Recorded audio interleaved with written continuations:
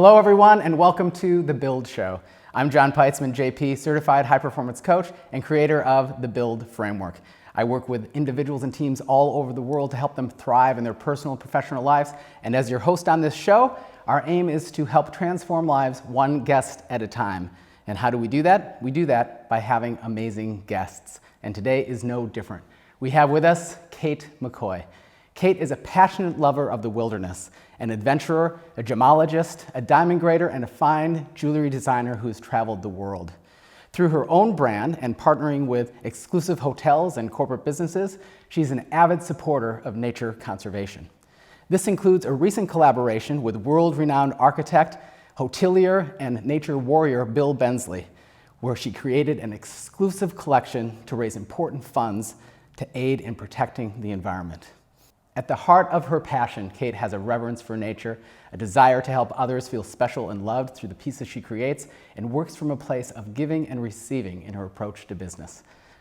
Build is a heart-based framework. Kate lives a heart-centered life. I'm so excited to have this conversation. Kate, welcome to The Build Show.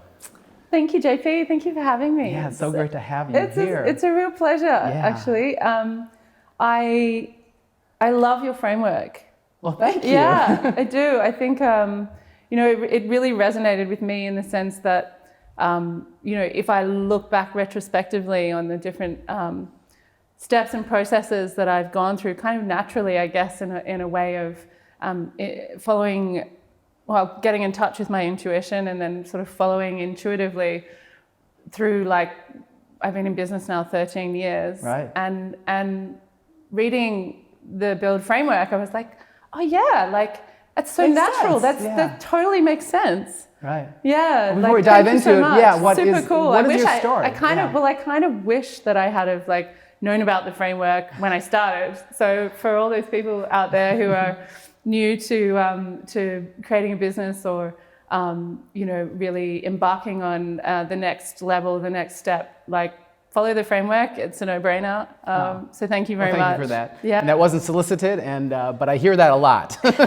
So proactively applying it is much better than in retrospect. Well, right? yeah, absolutely. And sometimes I think there are those important lessons that you have to learn. Of course. But it does help to have a framework and a structure, and it sometimes goes hand in hand with being creative, but structure is not, always my friend. Yes. The creative types like that freedom sometimes. Yeah, right? we like the freedom, but interestingly enough, a lot of my creative inspiration comes from a connectedness or an initial inspiration. And as I've sort of worked through the process of learning gemology and diamond grading and the process of jewelry design, and also being somebody who's really interested in self-development, having a greater purpose and finding your real meaning to get out of bed every day is, that is the magic source, I think. Right. Yeah, I really do. So it's beyond the $1 million question, right? Because it's beyond monetary results. Exactly. It is your drive and to survive. It is hard sometimes, So having that real, it's often called the why. What's your purpose? What's your meaning? And that for me, is about connection and our beautiful world that we live in. Right. And whether you're connected to nature, connected to each other, connected to yourself, all of those things to me are super important to, delivering excellence, which I know is the last word of this. Exactly. And we're connected here, right? Exactly. Start with the end in mind, and we're jumping right into it. We're all over the place. I was going to ask, just before we dive into the Build framework and how you've made it yours, which I love, just tell us a little bit about your story, what brought you here today, maybe what you're most excited about in this chapter of your life. Sure. Well, I think for me, I'm really excited to get to the end of 2020. Yes. Aren't we all? I think we probably all are. But I think 2020's provided us an amazing opportunity to reflect on so many things, how our relationship with ourselves and how we've developed over this year with all of the challenges that have been unprecedented. And I like to reflect at the end of a year on what I've learned and how I've grown and where I want to go and who I want to meet and what I want to do next. And all of those things are, connected to like the thing that I am, my meaning and my purpose, which for me is doing what I can to help people connect and what I can to, help the environment. And, gemology and jewellery is something that I've always been quite passionate about in terms of from a nature perspective as a gemologist. You start to learn about like the phenomenon and the science behind like how these things form. It's chemistry, right? Basically. Yeah, it is. It's chemistry. And that the environment has to be like very specific for these particular gemstones to form over a long period of time in high pressure, high temperature. And, you can apply that sort of magic to, the creation of life. Right. Generally. So for me, like, it's an aspect of that. And then to, even to find this beautiful gem and then facet it into this incredible geometric phenomenon of understanding how the light passes through the stone and reflects back and brings this beautiful scintillation and light through this, it's like this magical thing. And then to, from a creative perspective, to create the architecture that then houses this and protects this beautiful stone. And then to work with a customer in creating something unique to them to then give meaning and connection to somebody that they love or to mark a special occasion. That for me is like aligning like all the things that I love. I mean, I love nature and I love, this magic that nature's like the ultimate artist. Right. And then I love to be creative too. And that's something that like I learned through not being creative, that being creative is so essential to me feeling that I'm myself. Yeah, how did you being come happy to doing what you're and doing joyful. now? What was the path? Well, actually, I've always been creative, like Right. I grew up on a farm, and I used to like paint and it was like amazing childhood, like riding horses and like singing and, in the Australian outside. bush, No like screens. outside. Yeah, like, exactly. Yeah, really just incredible upbringing and a lot of time actually like just on my own or with my brothers, just like hanging out. And so that connectedness to the land and nature and spending a lot of time in it is really important to my sense of self as well. Most likely because that was my early childhood experience, and so my inner child's always very happy when I'm out in nature. And so, I've made a conscious effort in realizing that every day to ocean swim, to get out for a walk or like be amongst nature and really like get my day off to a start where I feel like replenished by that aspect of my life that I really need, that I've recognized is important to me. And then in being really creative, I kind of, got into languages actually, which my mum wanted me to learn French when I was young. And so when I was 8, I went and lived with a French family in New Caledonia. Nothing like immersion, right? No, nothing like immersion. Thrown in the deep end. But that experience was amazing too, because I suddenly, like, I couldn't communicate with anyone, and I was in this new world, this new beautiful place, amazing place. And the family that was my host family were really into sailing and super into nature as well. And so, again, I had this amazing experience of like being immersed in nature in a space where I also felt quite vulnerable because I couldn't communicate. And, I got to learn a lot about myself at that age of just going like, right, I'm this independent person and I need to like make connections with people and like learn and grow and communicate. And how do I communicate clearly and how do I learn these words? And so that was like a huge opportunity that that my mum and dad provided for me. And it would have been hard for them at the time. I mean, like 8, you're pretty little. And but there was also this innate feeling inside of me that I knew like that I would be going home at some point. I knew I was loved. It wasn't like, there was this abandonment. Yeah, it was an incredible opportunity. And in learning another language, I think that also stimulated my brain in a way that allows you to be more creative too, because then, you've got not just one word to associate something with, you have two words and maybe three words, and maybe words that exist in one language that there is just a feeling of, but not a word in English for it. And long story short, I went through this whole sort of trajectory of like having entrepreneurial parents and always like, a strong work ethic and things, but reached this point where I had to decide what I wanted to do in my life. And that was at uni, after, backpacking and traveling like a lot of Australians do when they finish school. And I was sort of lost. Like, I really didn't know what I wanted to do. I was like so stimulated by like this outside world, outside of, the big island of Australia. And, having also like traveled a lot, even like before finishing high school as well. And, super privileged and lucky to be able to do that and have those opportunities. But it was sort of like, I couldn't find like what it was exactly that I wanted to do. And it was a period of my life where I was just not being creative either.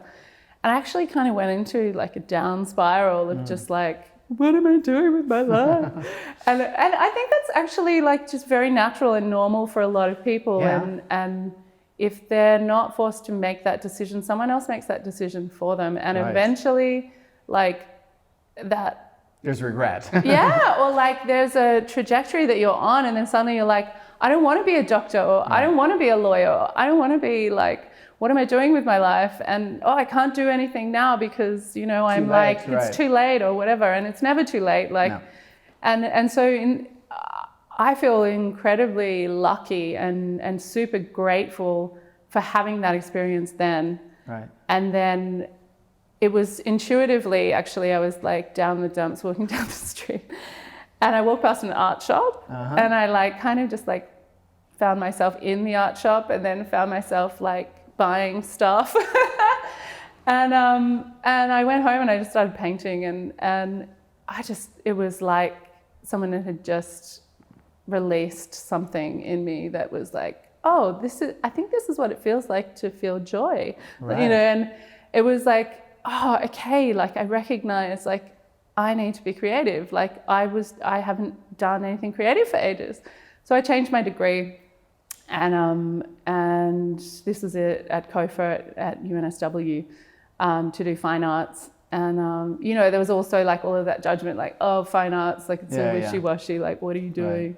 Right. That's not a real career. It's no, like, yeah, totally. And even still, I didn't know what I wanted to do, or I didn't really care actually at that point. I was just so happy to have made the decision to do something creative. So I looked at all the possible electives and I thought, ceramics would be really fun. Like, it's your hands and it's quite meditative and it was full. So I was like, what else am I going to do? And there was an elective for jewellery and I thought like, hey, that's pretty cool. Like, yeah, I guess I could try that. Right. And I can still remember that day, like any other day at uni was like checking my watch, like when am I going to go have a coffee and like banter on the like lawn or something with my pals. And the first day of jewellery was just like time disappeared. I was just like in this vortex of just total focus, just so stimulated, just like, what is this? Like, how do I do this? And there's this saw frame and this piece of metal and it's like, it was just like, it's so experiential and with the hands, but also like the thing that I love about it too is like every single action that you take is getting you closer to creating this end product or this thing. It continues to evolve, right? That's right. And that like that process, if you can fall in love with that process of learning and realizing that things just evolve and sometimes you have to walk away from things and come back, and like that artistic process is something that can be applied to so many things and I think deserves like so much sort of gratitude to that process because I think sometimes people, don't quite understand the artistic process, or they sort of think like, you know, it's not that productive. You just got to like turn a switch on and, you know, and turn the switch off. And put it on the calendar, right? Yeah, Exactly. And you know, but when you are in that, it's hard to just like turn creativity on and off.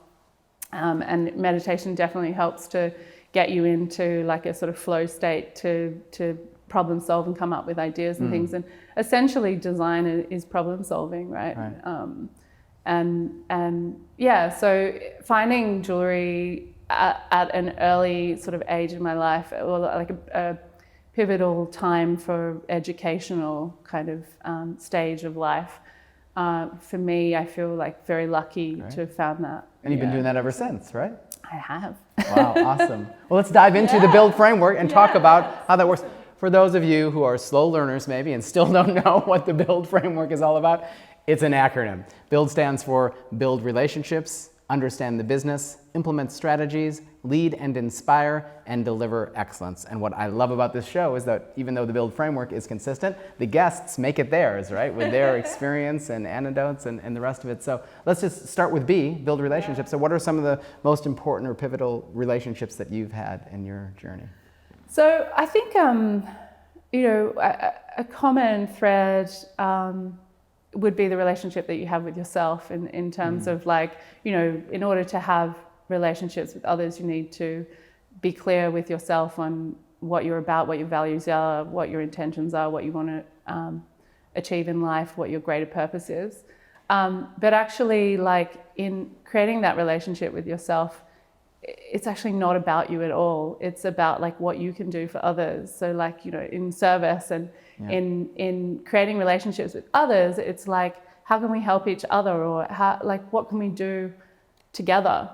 You know, because building, like running a business or doing anything, it's really hard if you're just doing it all on your own. Like, good luck. Like impossible. it's actually impossible. Like you need clients, you need suppliers, you need like a team. So to me, personal development is really important, but then also and knowing who you are and what you're doing in your life. But then asking the question, having curiosity, how can I help others? Like, what value can I bring to others? And asking questions like, who could I meet? How could I meet them? Right. What relationships do I need?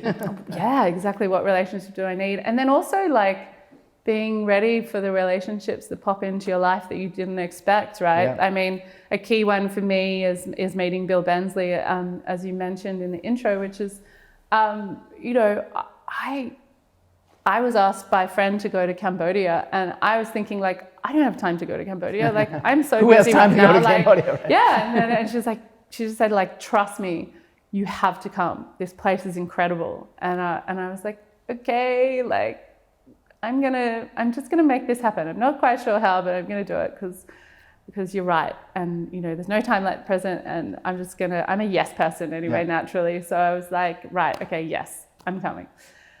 And she was photographing this incredible hotel in Cambodia where you arrive and you zip line into this hotel. Oh, The how butlers awesome like is that? take your luggage, and then like from the moment you arrive, you're like immersed in the jungle, like in nature.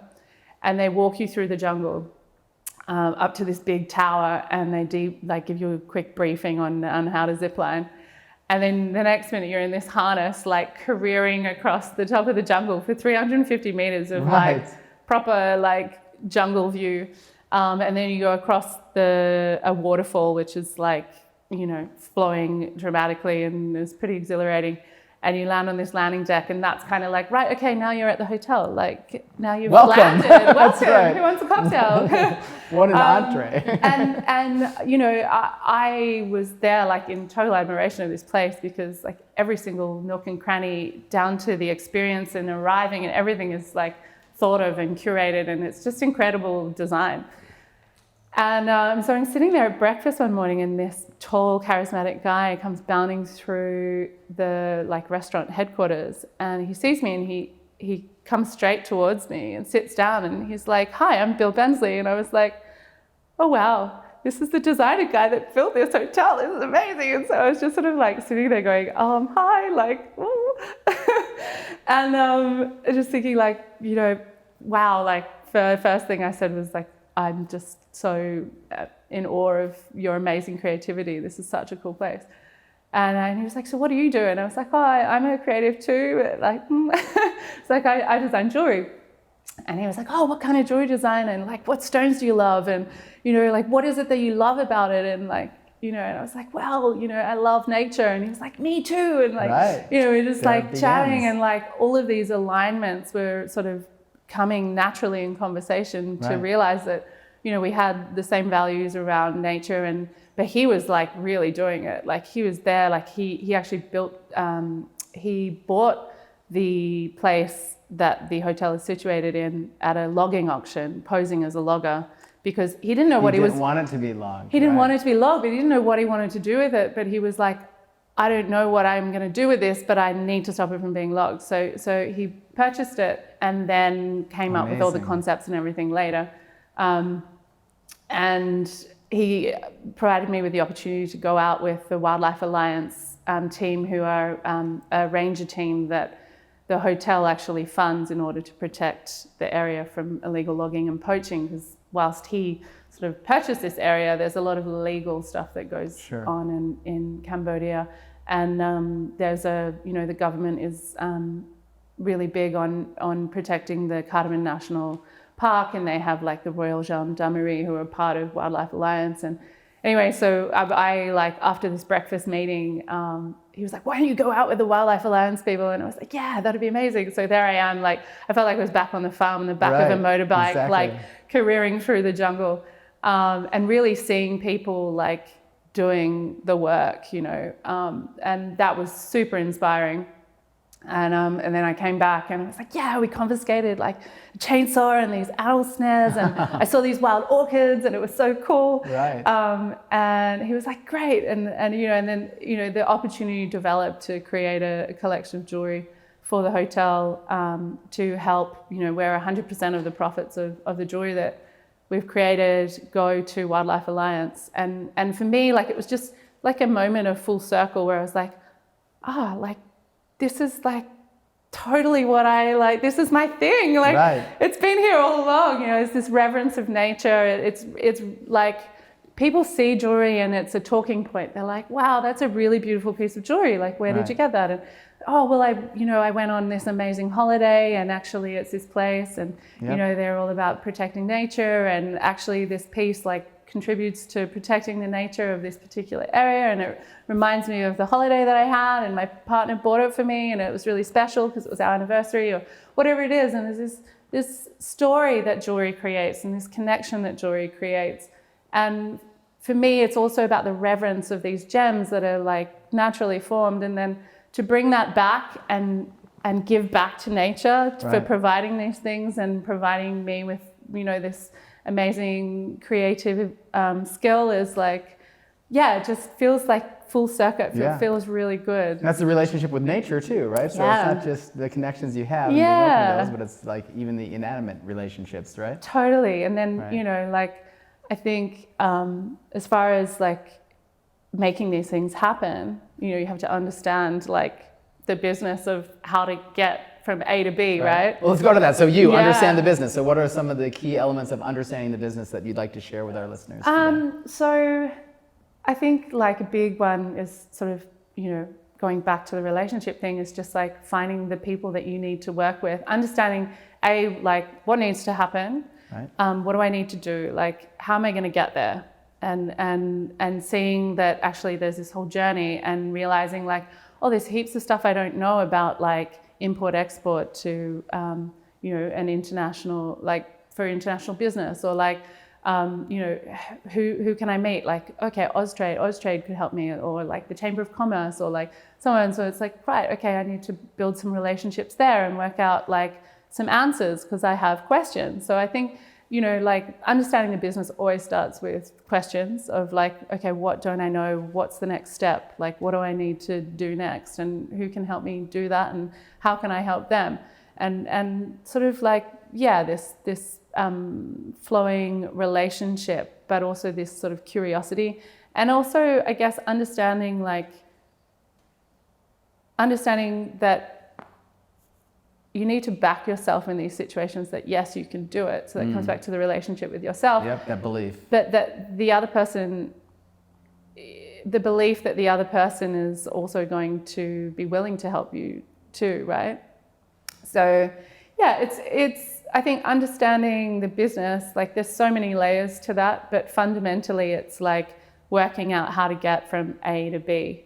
Yeah. And then B to C, and then C to D, and and not being overwhelmed by it. Like it's like you're never going to understand everything about everything, or even just your business, right? Like realizing that you're constantly on this trajectory of learning, and the more you learn, like the more enriching that experience is too. And I love how you tied it back to that, what we call centrifugal looping in the book, where you understand things that lead back to building relationships. Yeah. So you can understand the even greater, right? Yeah, so totally. Then we can move on to I, which is implement strategies. So what do you have to share about implementing strategies that you have learned throughout your journey? Well, I mean, I think with implementing strategies, it's like, again, similarly to understanding the business, like there's lots and lots of layers of that and many, many strategies to implement. But ultimately, those strategies need to be in alignment with you and where you're going and what you're doing. Because some strategies that might work really well for some things don't work so well for you because they're not in alignment with what it is that you're trying to do or say. So a big part of it is having that connection with yourself, which comes back to the relationship with yourself. Yeah. And if that's not clear, then understanding like who can help you and how you can get clear on that. And then also, again, once you're clear on that, like who can help you implement those strategies, because you need a team of people to help you do that as well. So yeah, I mean, that centrifugal looping is a constant thing that we all sort of do maybe without realizing, but it helps to have this framework and to feel the progress of moving forward and getting, again, from A to B to C. So yeah, strategies, like I think the strategy of being really clear on what it is that you want to achieve, and then how you're going to achieve that, really, like for me, is partnering with the right people. So I think the strategy of leveraging what your goals are with other people's goals, and in a mutual environment. Right. Do it together. Yeah, do it together. Right. There's a lot more power in many than just one person. So I think that's something that I've definitely learned in developing the different relationships as I change my business and move to another level. And I think also just listening and having an open mind and being prepared to learn or be surprised, because for me, a core part of my business prior to the environmental side of jewelry design and collections, every single customer is a bespoke customer. So you're like learning about that customer, and so having like an open ear and an open heart, and you might be, an example of a client for me is someone looking for an engagement ring. Yep. And so this guy is like, oh man, I'm about to spend a heap of money on or girl on a ring for someone to ask them a really important question. That's like, a big thing for them is commitment, and for the other person is commitment, and also expressing themselves emotionally, and taking their life to the next level, right? And so you're then, for me, as the person helping them to learn like what their value system is around how much they want to spend, what sort of thing they want to buy, like how, they might be like, I don't have a creative bone in my body. And I'm like, well, it's not about that though. It's about being thoughtful, because, romance is about being thoughtful and knowing your partner and understanding what it is that they want. And that's part of the relationship they've built with their partner, right? Yeah. So then the strategy is like, right, well, I'm going to create this beautiful ring, and how am I going to do that? And my strategy is like, okay, I want to understand about your relationship and what's important to you.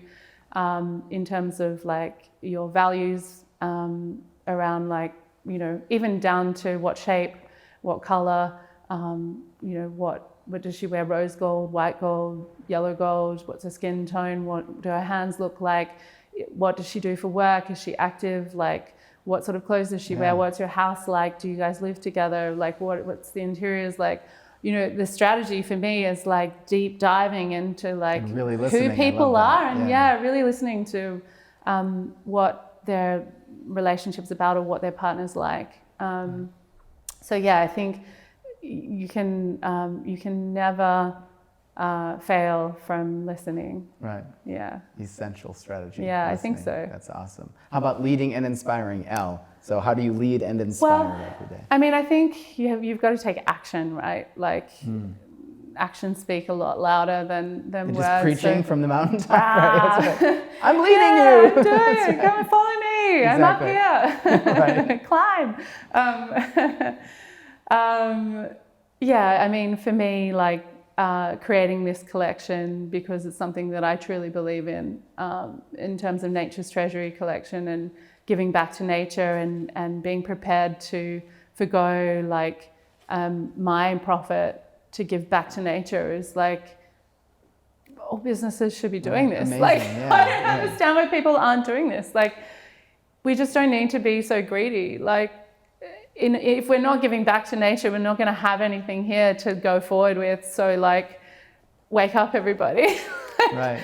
I mean, maybe it's easier said than done, and maybe like it's about expectations, and people need to like modify their expectations or their value system around like what's important to them. You know, if it's more money in the bank because it's stakeholders who want, you know, like more profits year on year. Well, it's but like, to guys, what end, like, right? to what end? Like, and you know, who's managing their expectations? Right. Like, I think, at least, you know, like, okay, we can talk about all of these things, as you say, but doing your little bit, like, you can be overwhelmed by the, you know, this huge issue of climate change, but I think ultimately every single one of us is contributing in some way, and so therefore we can contribute positively also by like recycling or not driving everywhere, or like, you know, I've recently got into sailing, and for me, like, I'm like, wow, sailing's amazing. Like everyone should just sail. Like we don't need planes. Just sail. Just sail. Takes a little longer, but you know. Longer. but yeah, like I think to lead and inspire, we really need to have a look at ourselves first, and you know, what are we doing to show others like that we're walking the talk. Right. I love that. Yeah. And finally, D, deliver excellence. So what does excellence mean to you, and how do you deliver excellence every day? So for me, like, delivering excellence is about being able to put your hand on your heart and say, I've done the best that I can. Like the very best that I can. And that's not like saying I'm perfect. That's saying I've done everything that I can to create this special piece of jewelry, or do something to help the environment, or you know, learn whatever I can to do the best that I can for my business or for my family, or whatever it is that it's about really putting your best foot forward to me. And then there's reaping the reward of delivering excellence, right? It's like seeing like, okay, you're like, okay, well, I think I did a really good job, but you know, great. That's good for you, but like, what about the effect that you have on others, feel, right? Like, again, which comes back to that, like, your relationship with yourself is not just about like you. It's actually not about you at all. It's about your service to others, right? And so in delivering excellence for me, it's like seeing the look on my customer's face when they open this box that has this beautiful creation that they're about to then like go out and, you know, make this huge romantic gesture. And it's a symbol for that, and there's so much love that goes into it, and that's expressed through it, and you know, that for me, and seeing the joy that brings other people is like, I don't know, like it's my meaning. Like, it gives me meaning, it gives me joy, it gives other people joy. Yeah, that is delivering excellence to me. You get invited to a lot of weddings? I bet you do. Yeah, I mean, it's always like like super special to be at someone's ceremony, especially if it's a dear friend. Yes. And at the moment of like exchanging the rings, just being like, I know where that stone came from. I spent hours getting it into yeah, and like it's really like it's intense and it's very special. Yeah, Amazing. It's such a privilege. Like, it really is like a privilege to be able to do something that I love. Yeah, that has true meaning. Yeah, it has true to meaning, others, like to others too. Most importantly, and brings people together, and like, you know, it's love. Like, yes. Why wouldn't you? Exactly. We could talk all day. Yeah, I know. We might. So, any like final words of wisdom or anything that we didn't talk about, or things that you'd like to share that you haven't mentioned? I would say just that find something that really like gives you purpose, and sometimes that's difficult. Sometimes like that's not something that comes naturally because you're trying really hard to find it. And there are people who can help you find that by connecting to yourself, right? Or like, I think, build relationships. Right. Ask questions. Be curious. Am I doing what I really want to do? Be brave. Like, believe in yourself. And if you don't, find people who do, who can help you. Like, yeah, I have an open mind. Be prepared to keep learning. If you're exhausted by learning, like, ooh, you got some work to do. That's right. Which involves learning. So Yeah, there you go. Full circle, right? How can people get a hold of you if they want to reach out and find out about your amazing designs and the rest of it? Thank you. Well, if anyone needs any last minute Christmas gifts, we do gift certificates, and it's nice to, you know, from the perspective of giving back to nature, like, you know, a gift that keeps on giving. They've got the gift of like designing something themselves, and then knowing that that gift is actually also contributing to nature conservation. Yeah, amazing. So I have a website, katemccoy.com. And the Nature's Treasury website is naturestreasury.com.au. I have a little studio in the city, and that's where you'll find me tinkering away. Right, awesome, great. So yeah, I'd love to help anyone who's interested. Amazing. Thank you so much. Yes, JP, thank you. Such a pleasure. It's been my pleasure. Thank you. And thank all of you for joining us as well. For more great resources to help you become your best self, including free worksheets and downloads, make sure to check out thebuildframework.com. That's it for this episode. I'm JP. We'll see you next time on The Build Show.